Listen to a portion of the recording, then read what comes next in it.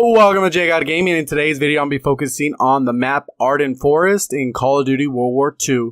Specifically looking at the spawns and how to play team deathmatch. And then there's also a little bit of advice on how to use certain streaks. I know certain streaks that most people just don't like, but there are some streaks that you can take advantage of how the spawns work and just maximize overall kills. Looking at the screen, you can see the different spawns on this specific map. You can see there's the one at the top, the bottom left, and then on each end of the map. I'm going to be using the PPSH, using infantry. 3 attachments are going to be extended mags, rifled barrel, and then rapid fire.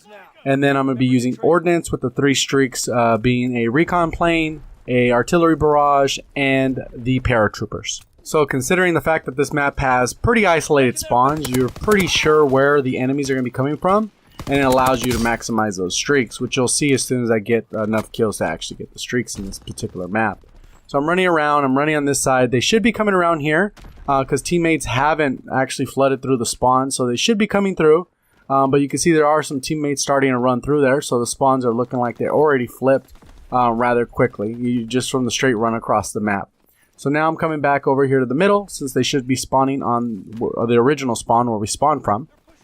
Just kind of maneuvering around, trying to rack up some kills, so that I can actually demonstrate the streak. So going through, again, I'm doing this with bots, because the whole point is just to demonstrate the principles of the spawn guide, as well as the specific score streaks that I'm looking to demonstrate. So now that I got the UAV, I know that the spawns where they're at, I'm pretty much just rushing to this edge so I can get some kills, rack up enough kills to actually get my actual overall streaks. And a lot of times the streaks chain together. I'm using the ordnance basic training just so I can get the streaks a little bit faster in game. With this specific gun, since the PPSH is very powerful, you don't really need that many attachments. And right now you can just see I dropped my artillery barrage, got multiple kills because they can only spawn in one location.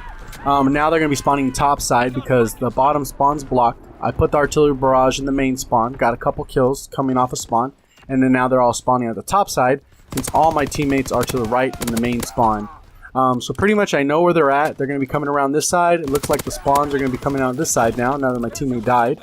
And then the great part with paratroopers, you can drop them right in the spawn and they won't cause the spawn to flip. For whatever reason, the game doesn't recognize them. So a lot of times that's why if you drop paratroopers on their side of the map, avoid that area so that they can continue to spawn there and continue to get spawn trapped essentially by your paratroopers. So a lot of times the best way to maximize your paratroopers is to drop them in the opposing spawn without flipping that spawn. A lot of times if you flip that spawn, then it kind of sucks because then your paratroopers are on the opposite side of the map where they're actually spawning. I don't know how many kills I got with the paratroopers in the entire match. I would guess it's close to 20, 25 by the time the entire match was over. Just because obviously with bots it's a little easier to just get the kills racked up, the lower score streak, they were going off. So again, you can see I dropped my artillery barrage in this corner, and then I'm trying to position myself in a way that will make it so that they will continue to spawn out of that corner. So you can see I keep racking up the kills, zeroing in, because they don't really have a choice of where to spawn. There is a little bit of spawn protection, but when you gather all the different protections, it makes no match for artillery barrage well placed and the actual paratroopers getting them off the spawn. So as long as the spawns don't continue to flip, the paratroopers will have a lot of power in that position.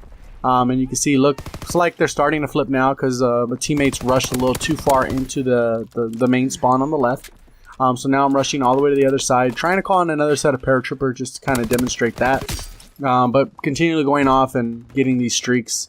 So if you haven't really gotten these higher streaks, it is a lot easier when you do get, able to chain the kills together. Another low score streak that is good to chain together is actual the airplane that flies over. You can shoot with that, or the glide bomb. Combining those, since they're only like 50 to 100 kills apart, you almost always get them. And then typically with the glide bomb, you're at least able to get 1 kill, sometimes 2 or 3, depending on how they stack up together.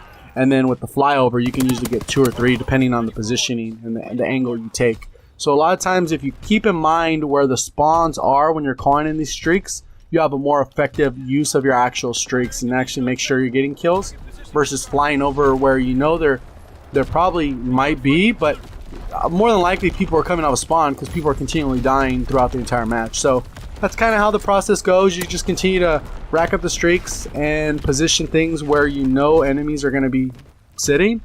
And you can see I'm running around looking for people, and the paratroopers are just putting in work. So it's pretty effective method just to kind of take out these spawn areas, especially since the spawns are so limited. It works pretty much on any map that has a little bit smaller spawns. Like Flak Tower only has sided spawns, so what I mean is the top half and the bottom half, versus this has like 4 points that are almost like making a square if you turn it sideways or whatever the case is. With Flak Tower, you could actually drop down the paratroopers in their spawn. Make sure you don't cross that spawn, and they'll be able to take them off of spawn and get easy kills. So hopefully you enjoyed the video. Let me know what your thoughts are of the video. If you did like it in any way, if you thought it was helpful, if you thought that was impactful in any way, let me know.